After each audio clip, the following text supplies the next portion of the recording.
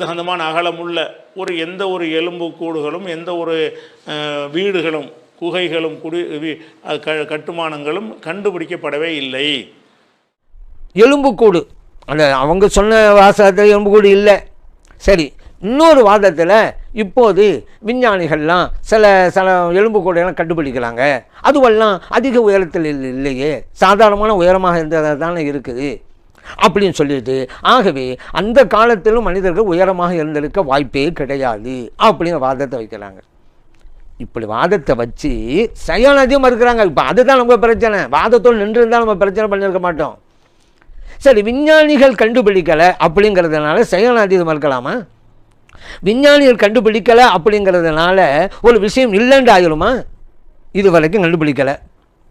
அவங்க கண்டுபிடிக்கப்பட்ட அந்த விஞ்ஞானிகளால் கண்டுபிடிக்கப்பட்ட எலும்புக்கூடுகள்லாம் சாதாரண உயரத்தில் தான் மனிதன் இருந்திருக்கான்னு அறிவிக்குது.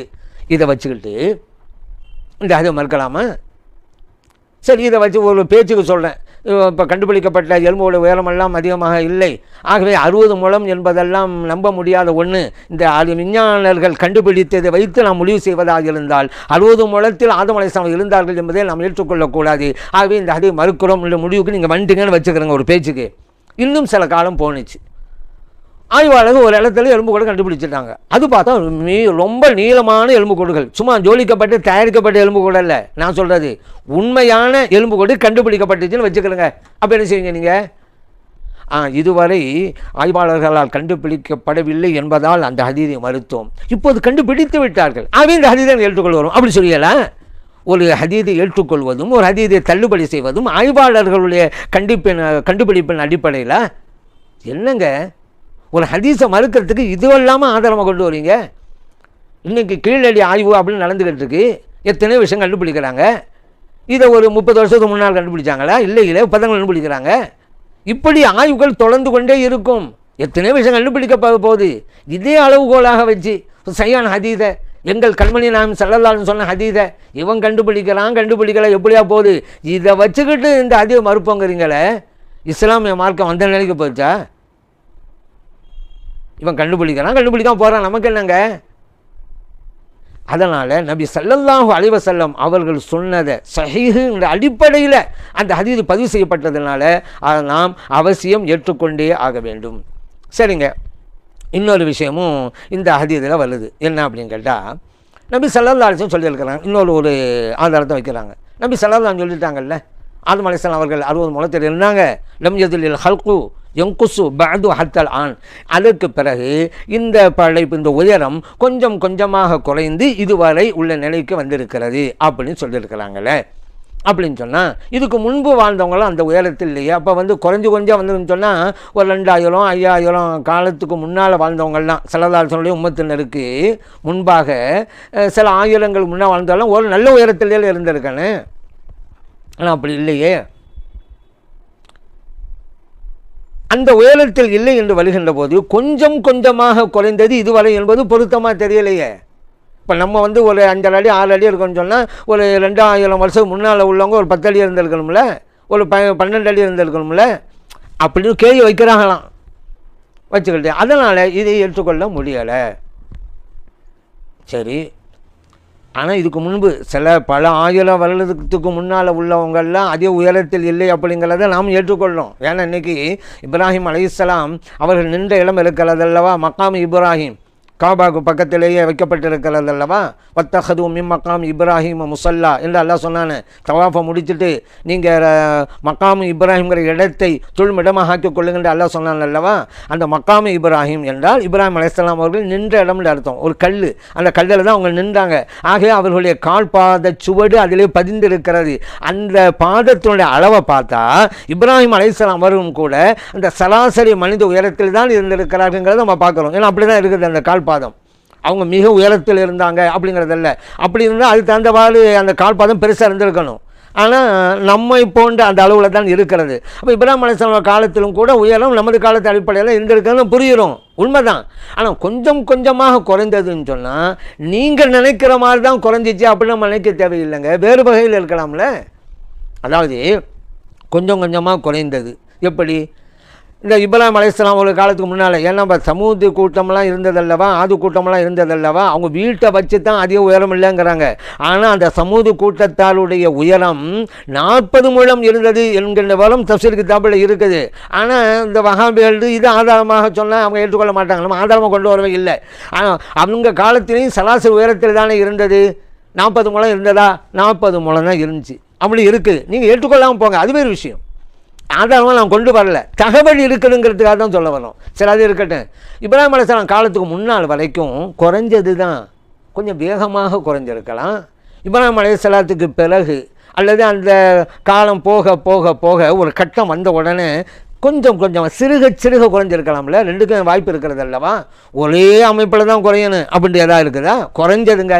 எப்படி குறைஞ்சது? ஆரம்ப கட்டம், மனித சமூகம் ஆரம்ப கட்டம், ஆதம் அலைஹிஸ்ஸலாம் அவர்களுக்கு நெருக்கமான கட்டம். அப்போல்லாம் கொஞ்சம் வேகமாக குறைந்தது. அது ஒரு கட்டம். இப்போ நாம் இருக்கிற உயரம் இருக்கிறது அல்லவா, அந்த மாதிரி வந்த உடனே ஒரு 6 அடி 7 அடி வச்சுக்கிறோங்க. இந்த பிறகு ஒரு கட்டத்துக்கு பிறகு சிறுக சிறுக கொஞ்சம் கொஞ்சமாக மைனூட்டான முறையிலே குறைந்தது என்று எடுக்கலாம் தானே. அப்போ குறைஞ்சது தானே வரும். அப்படியும் நம்ம புரியலாம் தானே.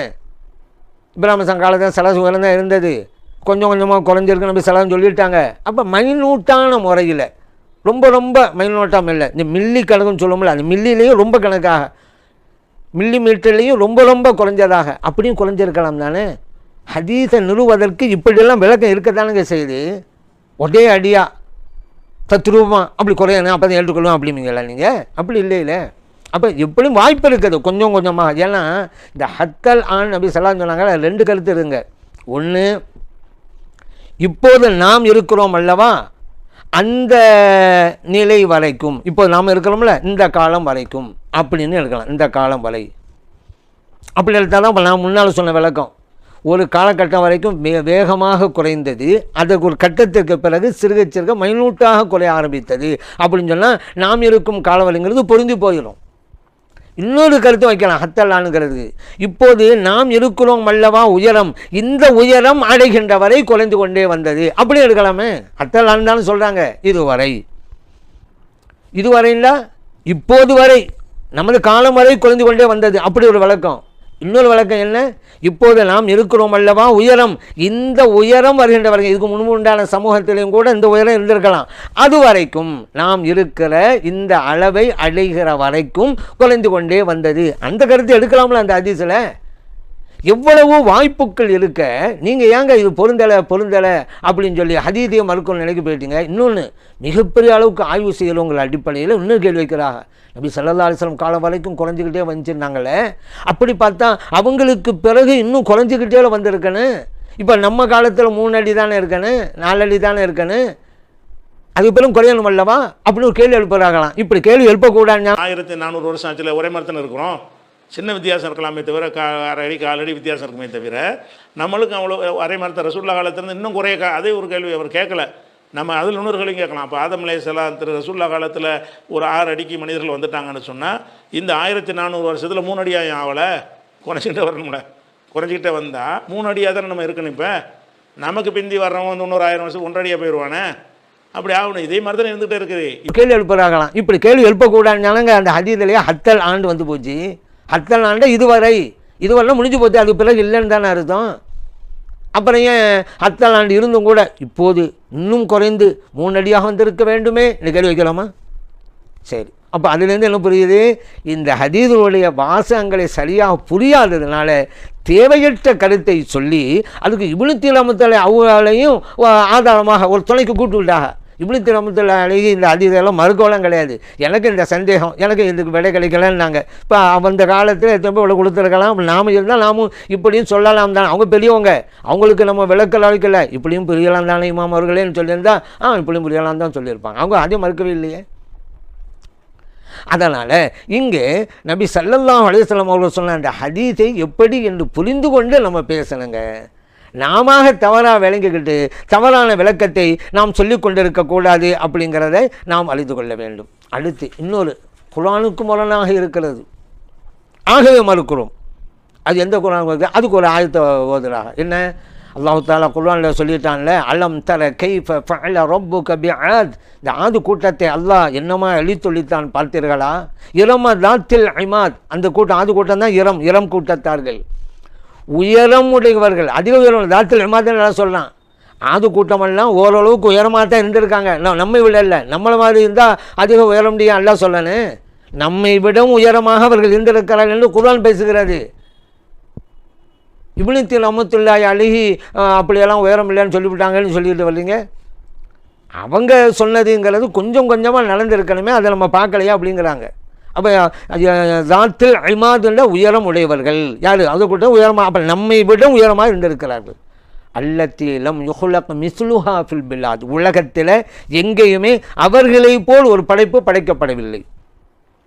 அப்படி ஒரு அற்புத ஆற்றல் மிக்கவர்களாக, வலிமை மிக்கவர்களாக அவர்கள் வாழ்ந்தார்கள் என்று அல்லாஹ் குர்ஆனில் சொல்லி காட்டினான். இதை வச்சுக்கிட்டு அப்போ ஆது கூட்டம் தானே ரொம்ப வலிமை மிக்கவளாக இருந்தாங்க, அப்படி சொன்னாலும் பரவாயில்ல.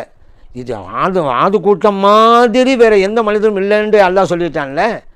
அப்போ ஆதம் அலைஹிஸ்ஸலாம் அவர்கள் 60 முழம்னு சொன்னால் 60 முழம் இவங்ககிட்ட இருக்கணும்ல. அப்போ தானே இவர்களைப் போல் வேறு மனிதர் இல்லைன்னு சொல்லலாம். இப்போ இவர்களுடைய உயரம் கம்மியாகிட்டா, ஆது கூட்டத்தில் உயரம் கம்மியாக இருந்தால் இவர்களைப் போல் ஒரு படைப்பு படைக்கப்படவில்லை எப்படி சொல்ல முடியும்? ஏன் இவர்களை விட அதிக உயரத்தை ஆதம் அலைஹிஸ்ஸலாம் இருந்திருக்கிறாங்கல்ல. அப்போ முரணாகுதுல. அப்போ ஆது கூட்டத்து உயரம் 60 முழம் இல்லைங்கிறதும் உறுதி. ஆதம் அலைஹிஸ்ஸலாமுடைய உயரம் 60ன்னு சொன்னால் அப்போ இந்த உலகத்தில் இவர்களைப் போல் படைக்கப்படவில்லை என்பது பொருந்தாமல் போயிடும். ஏன் ஆதம் அலைஹிஸ்ஸலாம் இவர்களை விட அதிக உயரத்தில் இருந்திருக்கிறாங்க. அப்படி ஒரு கருத்தை வச்சு அல்லாஹ் அப்படி சொல்லிட்டதுனால ஆதம் அலைஹிஸ்ஸலாம் 60 முழம் இருக்காது அப்படிங்கிறத கொண்டு வர்றாங்க. அந்த ஆது கூட்டத்தை பற்றி எல்லாம் சொல்லும்போது என்ன செய்கிறான்னு கேட்டால், உலகத்தில் இவர்கள் போன்ற ஒரு படைப்பு படைக்கப்பட்டது இல்லை அப்படிங்கிறான். அப்போ அவங்களுடைய படைப்பு பயங்கரமான ஒரு பெரும்பாண்டமான படைப்புங்கிற கருத்தில் குர்ஆன் வசனம் இருக்குது. 89வது சூறாவில் 6, 7, 8 வருது. எப்படி வருதுன்னா, அலம் தர கைஃப ஃபஅல ரப்புக பி ஆதின், ஆது கூட்டத்தை இறைவன் என்ன செஞ்சான் என்று நீ பார்க்கவில்லையா? இரம்ங்கிற ஆதில் ஒரு உட்பிரிவு இரம்ங்கிறவங்க. தாத்தில் இமாத், ரொம்ப தூண்களை உடைய இரம், அந்த இரும்பு குகைகளை குடைந்து வாழ்ந்தாங்கல்ல, அந்த ஜனங்களை பற்றி எல்லாம் சொல்கிறான். அவங்கள எல்லாம் என்ன மாதிரி செஞ்சான் என்று பார்த்தியா சொல்லிவிட்டு, அல்லத்தி லம் யுஹ்லக் மிஸ்லுஹா ஃபில் பிலாத், இது போன்ற ஒரு படைப்பு படைக்கப்பட்டதே இல்லைங்கிறான். அப்போ படைக்கப்பட்டதே இல்லைன்னு ஒரு படைப்பை பற்றி எல்லாம் சொல்கிறான். அந்த படைப்பினர்கள் அந்த அரபு நாட்டை ஒட்டி தான் வாழ்ந்திருக்கிறார்கள். அவர்களுடைய எச்சங்கள், அவர்கள் வசித்த வீடுகள், சின்னங்கள் எல்லாம் அங்கே தான் இருக்கிறது. அப்போ இது படைப்புலேயே இதான் பெரிய படைப்பு, இது மாதிரி படைக்கப்படலைங்கிறான். அப்படின்னா ஆதம் அலைஹிஸ்ஸலாம் மாதிரியே தான் அவங்க இருந்திருப்பாங்க. 60 முழம் தான் பெருசுன்னு வச்சிங்கன்னா இவங்களும் என்ன செஞ்சுருப்பாங்க? 60 தான் இருந்திருப்பாங்க. ஆதம் அலைஹிஸ்ஸலாம் 60, நீங்கள் 60 தான் பெருசுன்னு வச்சுக்கிட்டீங்கன்னு சொன்னால் அல்லாஹ் என்ன செய்கிறான்? இவங்களை போன்று படைப்பு படைக்கப்படலைங்கிறான். அப்படின்னா என்னது? ஆதம் அலைஹிஸ்ஸலாமும் இவங்க உயரமாக தான் இருப்பார், அதை விட கூட இருக்க மாட்டான்னு வருது.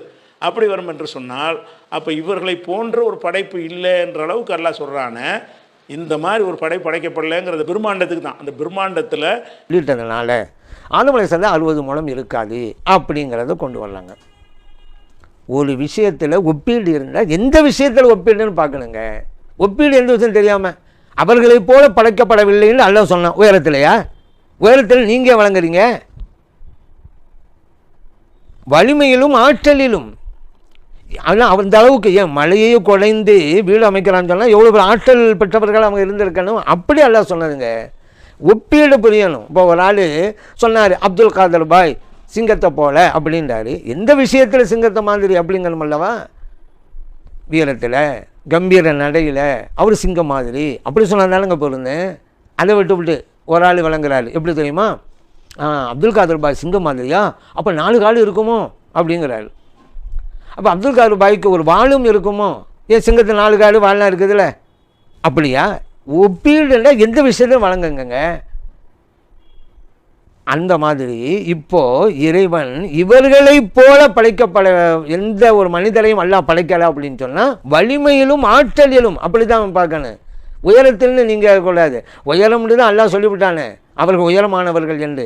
ஏன் தெரியுமா இங்கே உயரமானவர்கள் அல்லாஹ் சொன்னால்? பொதுவாகவே உயரமானவர்களுக்கு சக்தி அதிகமாக இருக்கும், வலிமை அதிகமாக இருக்கும். அதனால தான் இப்போ கூட நடைமுறையில் பாருங்கள், நல்ல உயர்ந்த மனிதனாக இருந்தால் அவனுக்கு சக்தி அதிகமாக தான் இருக்கும். அதனால தான் இந்த பிரதமர் ஜனாதிபதிகள் பாதுகாவலர்களாக கவர்மெண்ட் வச்சுருக்கல்லவா, அவங்களாம் பாருங்கள் நல்ல உயரத்தில் தான் இருப்பாங்க. அது இயற்கை. இப்போ இறைவன் அவர்களை பற்றி சொல்லும் பொழுது அதிக உயரத்தில் இருந்தார்கள், வலிமையும் பெற்றிருந்தார்கள் அல்லாஹ் சொல்லி காட்டான். அதனால் ஆதம் அலைஹிஸ்ஸலாம் அவர்களுக்கு மாற்றமாக இருக்குது இவங்களுடைய படைப்பு அப்படின்னு சொல்லவே தேவையில்லை. இங்கே வலிமையிலும் சொல்லப்பட்டது, சராசரி மனிதர்களுக்காக சொல்லப்பட்ட விஷயம். அவங்க காலத்தில் கூட பலவீனமான இருந்திருப்பாங்கல்ல, ஆது கூட்டம் சமூக கூட்டம், ஒவ்வொரு ஆளும் அப்படி இருந்திருப்பாங்க. அவர்களுக்கு கூட நோஞ்சானி இருந்திருப்பாங்க, ஒரு பலவீனமான இருந்திருப்பார். அவங்கள்ட்ட கூட இப்போது கூட நான் ஆது கூட்டத்தினுடைய வலிமை பெற்ற மாதிரி ஒரு சிலர் இருப்பாங்கல்ல, இந்த குத்துச்சண்டை வீரர், அவங்கெல்லாம் எவ்வளோ பலம் உள்ளவங்க, அப்படி இருக்கலாங்க. அதெல்லாம் இது பெரும்பான்மை கவனித்து சொல்லப்பட்டது. இதை வச்சுக்கிட்டு நீங்கள் ஆதம் அலைஹிஸ்ஸலாம் அவங்கள கொண்டு வரீங்க. ஸோ அதனால் இதுவும் அடிபட்டு போகுது. அடுத்ததாக இன்னொரு விஷயத்தை நான் சொல்லலாம். அவங்க கொண்டு வந்த ஆயத்தை என்னென்னா, இந்த ஹதீஸை, அதாவது ஆதம் அலைஹிஸ்ஸலாம் 60 முழம் அப்படிங்கிற ஹதீஸை நாங்கள் மறுக்கிறோம். ஏன் தெரியுமா, இதுவும் குர்ஆனுக்கு முரணாக இருக்குது அப்படின்னு சொல்லி இன்னொரு ஒரு வசனம் கொண்டு வரலாம். இப்போ அவங்க சொர்க்கத்திலேயோ தோட்டத்திலேயோ அந்த மரத்தில் அவங்க எப்படி சாப்பிடுவாங்க? 60 முழத்தில் 60 முழம்னா 120 அடியில் இருக்கிறாங்கல்ல, 120 அடி உயரத்தில் அவர்கள் இருப்பார்களே. ஆனால் இப்படி உயரமாக தானே படிக்க முடியும். அவருடைய முழங்காலுக்கு தான் மரமே இருக்கும், வணங்குதா? அவர் மேலே போயிடுவார், குனிஞ்சா கூட எட்டாது. கீழேருந்து பறித்து சாப்பிட்ற மாதிரி தானே வரும். மரங்கள்லேருந்து சாப்பிட்றதா இருந்தால் அது கொஞ்சம் சாத்தியம் இல்லாமல் இருக்குது. ஆனால் இந்த மரங்களை பற்றி எல்லாம் என்ன சொல்கிறாங்கன்னா, சொர்க்கத்தில் உள்ள கனிகளை பற்றி எல்லாம் சொல்லும்போது 76வது சூறாவில் 21, 22, 69வது சூறாவில் 21, 22, 23 எல்லாம் சொல்லி காட்டுகிறான். ஃபஹுவஃபி ஈஷத்தின் ராலியா, அவன் திருப்திப்படக்கூடிய ஒரு வாழ்க்கையில் இருப்பான், சொர்க்கத்தில் இருப்பான். ஃபி ஜன்னத்தின் ஆலியா, உயரமான தோட்டங்கள், உயரம்னா மரத்துக்கு மேலே கொடைக்கானல் ஊட்டி இருக்கும்ல, அந்த மாதிரி உயரமான இடங்களில் உள்ள தோட்டத்தில் உயரமான இருந்தால் கூட குத்தூஃபுஹா தானியா, அதனுடைய கடிகள் தாழ்ந்து இருக்கும், இப்படி எட்டி பறிக்கிற மாதிரி இருக்கும். ஏன்னா இந்த வாங்குருவா வச்சு ஆயுதங்களை வச்சு பறிக்கிற மாதிரிலாம் இருக்காது. அது குத்தூஃபுஹா தானியா, அதனுடைய கனிகள் தாழ்ந்து இருக்கும். அப்போ சொர்க்கத்தினுடைய கனிகளை பற்றி சொல்லும் பொழுது எட்டி பறிக்கலாம். அப்படின்னா ஆதம் அலைஹிஸ்ஸலாம் 60 போய் இருந்தாருன்னா எப்படி போய் எட்டி பறிப்பார்?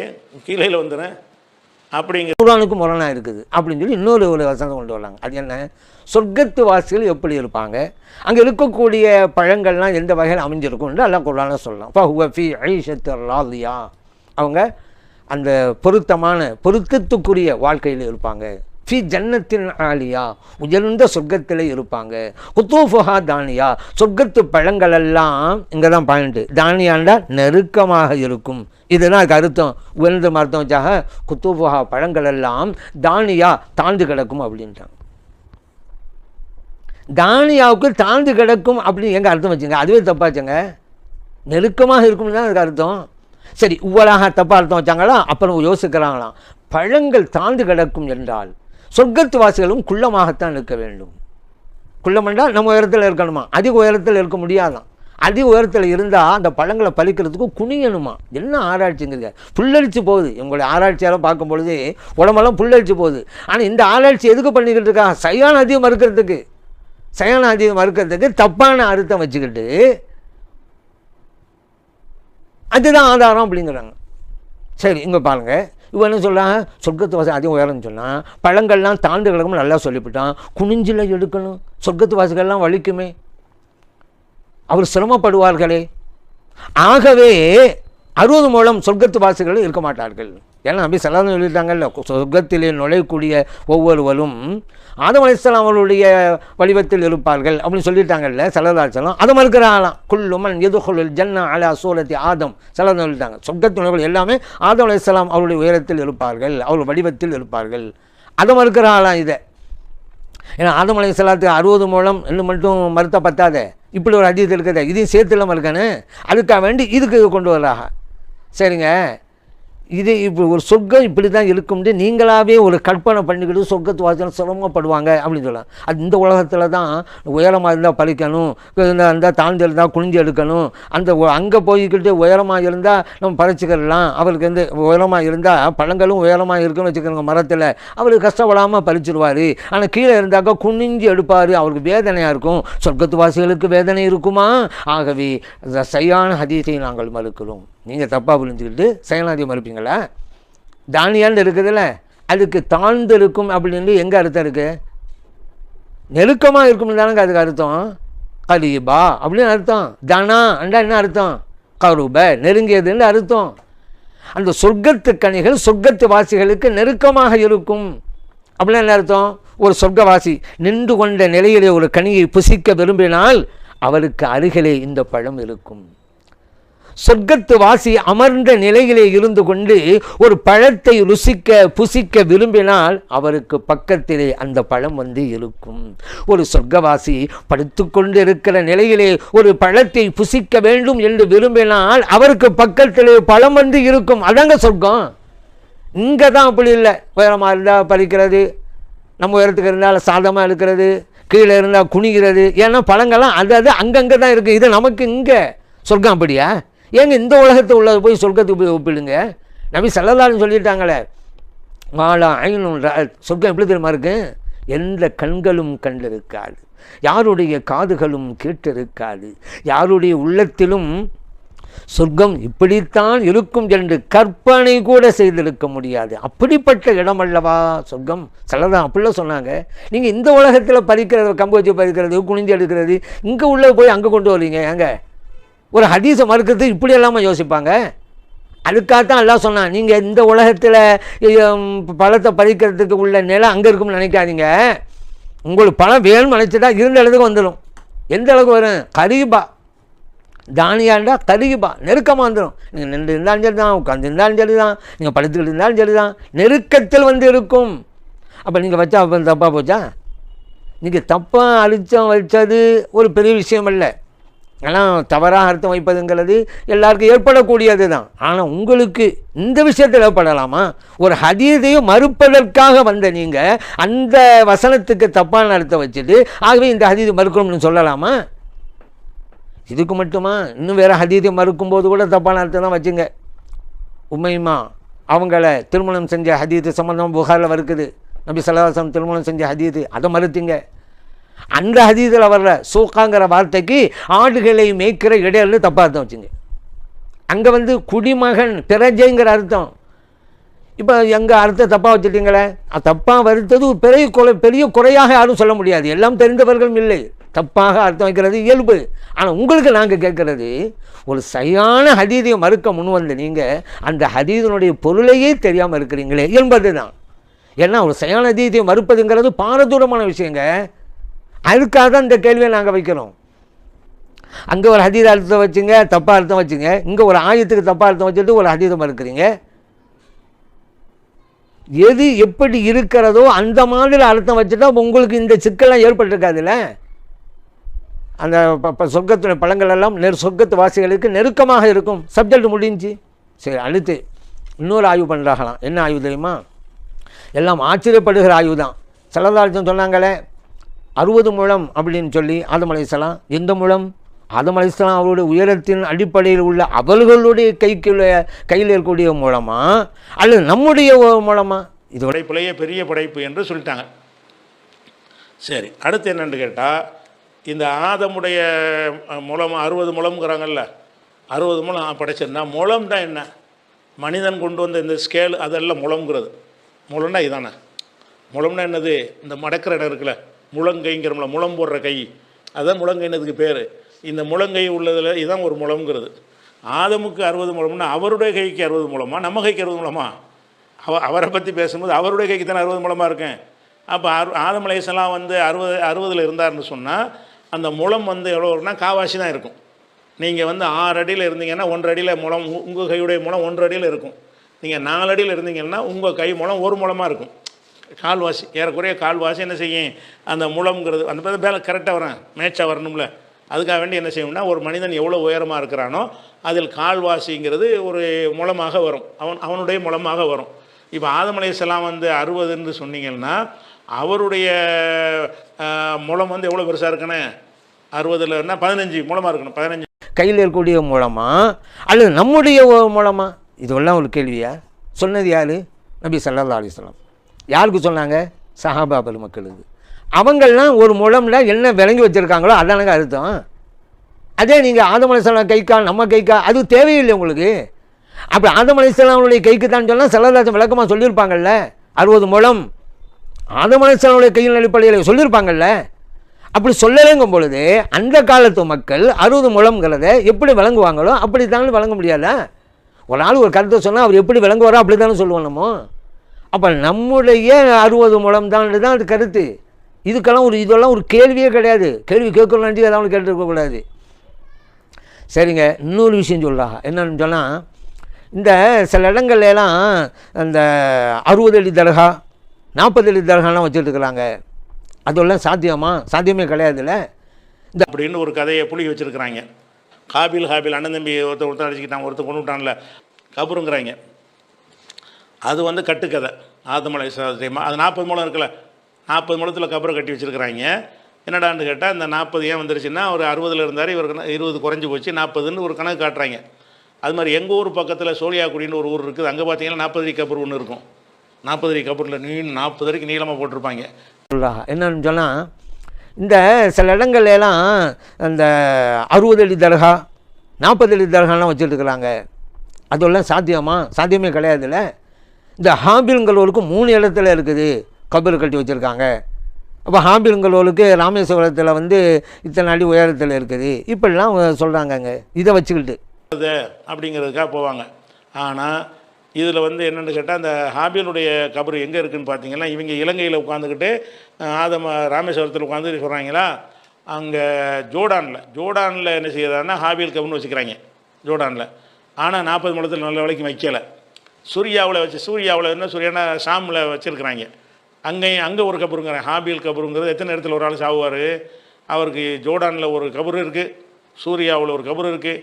ஒஃபி கர்திஸ்தானால் ஈராக்கில் உள்ள குர்திஸ்தான் இருக்குன்னு நினைக்கிறான். அந்த குர்திஸ்தானில் என்ன இருக்கிறது? ஹாபிலுடைய கபர் இருக்குதுன்னு வச்சுருக்கிறானு. அப்படின்னா என்னது? இதெல்லாம் பொய். எப்படி நீங்கள் மறுத்துக்கிட்டு இருக்கிறீங்க?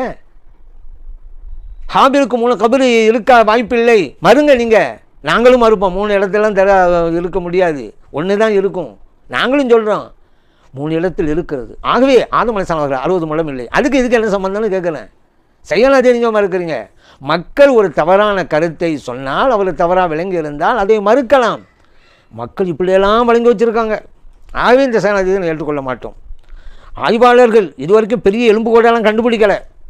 ஆகவே நாங்கள் சயனாதியை மறுப்போம். எந்த நிலைக்கு போயிட்டீங்க இப்போ நீங்கள்? இப்போ நமக்கு என்னண்டா, நீங்கள் என்ன தான் சொன்னாலும் சரி, அல்லாஹ் தஆலா இந்த ஹதீஸையெல்லாம் பாதுகாப்பான். இப்படியெல்லாம் ஒரு சில பேர் தவறான நச்சுக்கருத்தை சொல்லிட்டேனால ஏன் சில பேர் சொல்கிறான்னு சொன்னால், பிற்காலத்தில் நம்ம பேசப்படணும், இப்படியெல்லாம் கருத்து சொன்னவர் இருந்திருக்கிறார், அப்படி பேசப்படணும்னால சொல்கிறீங்க. நீங்கள் என்ன சொன்னாலும் சரி, அல்லாஹ் ஹதீஸை பாதுகாப்பான். ஏன் தெரியுமா? அல்லாஹ் குர்ஆனில் சொல்லிட்டான்ல, அத்தியுல்லாஹ் வ அத்தியுர் ரசூல். அல்லாஹ்வுக்கு வழிபட்டு நடங்க, அல்லாஹ் ரசூல் ஸல்லல்லாஹு அலைஹி வஸல்லம் அவங்களுக்கு வழிபட்டு நடங்க. குர்ஆனில் உள்ளது தானே அத்தியுர் ரசூல். இறைத்தூதர் ஸல்லல்லாஹு அலைஹி வஸல்லம் அவர்களை வழிபட்டு நடப்பதுங்கிறது குர்ஆனில் உள்ளது தானே. எப்போ இறைத்தூதர் ஸல்லல்லாஹு அலைஹி வஸல்லம் அவங்களை பின்பற்ற முடியும்? ஹதீதுகள் இருந்தால் தானே. அதனால் ஹதீதுகள் கியாமத் நாள் வரைக்கும் கட்டாயம் இருக்கும். யார் எத்தனை பேர் எந்த நச்சுக்கருத்தை கொண்டு வந்தாலும் சரிதான், இந்த ஹதீதுகளை யாராலும் எதுவும் செய்ய முடியாது. ஆனால் மறுக்க நினைத்தவர்கள் அதனுடைய விளைவை சந்திக்கணும், அது வேறு விஷயம். ஆனால் ஹதீஸை ஒரு காலும் அழிக்க முடியாது. ஏன்? அல்லாஹ் குர்ஆனை பாதுகாப்புன்னு சொல்லிவிட்டான்ல, இன்னா நஹ்னு நஸல்னா திக்ர வ இன்னா லஹு லஹாஃபிஸூன். இந்த குர்ஆனை நாமே இறக்கினோம், நாமே பாதுகாப்போம்னு சொல்லிவிட்டான். அந்த குர்ஆனில் தான் அத்தியுர் ரசூல் இருக்குது. ரசூல் ஸல்லல்லாஹு அலைஹி வஸல்லம் அவர்களை பின்பற்றி நடங்கண்டு. அப்போ அல்லாஹ் பாதுகாப்போன்னு முடிவுக்கு வந்தால் அத்தியுர் ரசூலையும் பாதுகாக்கணும். எப்போ அத்தியுர் ரசூல் அல்லாஹ் பாதுகாக்கிறானோ ஹதீதுகளையும் பாதுகாத்தே ஆகணும். ஏன்? ஹதீதுகள் இருந்தால் தான் அத்தியுர் ரசூல் இருக்கும். அதனால் ஹதீதுகளை யார் எப்படி முனைந்தாலும் ஒன்றும் செய்து விட முடியாது.